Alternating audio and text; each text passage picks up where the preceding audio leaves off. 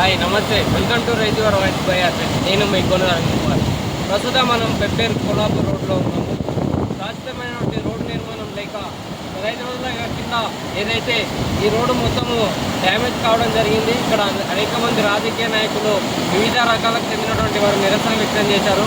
కానీ మళ్ళీ అదే పరిస్థితి, చిన్న వానకి మళ్ళీ అదే పరిస్థితి ఏర్పడింది. ఇక్కడ మొత్తం రోడ్డు మొత్తం కోసుకుపోయి వాహనాలు అయితే వెళ్ళడానికి వీలు లేకుండా ఉంది. శాశ్వతంగా అయితే రోడ్డు నిర్మాణము చేపట్టాలి ప్రభుత్వాలు. ఎందుకంటే ఇది మంత్రి గారి ఇలాకా, మంత్రి గారి ఊరికి వెళ్ళే కొల్లాపూర్కి వెళ్ళే రోడ్డు ఇది.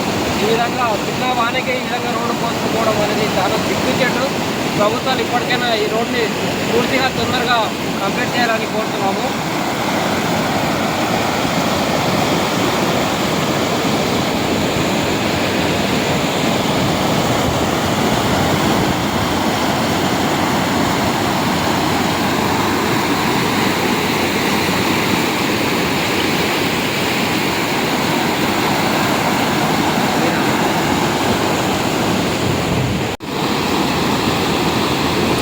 బ్రిడ్జి పూర్తి కాకపోవడంతో అనేక సమయం వర్షాలు పడిన ప్రతిసారి కూడా ఇక్కడ ఇదే పరిస్థితి.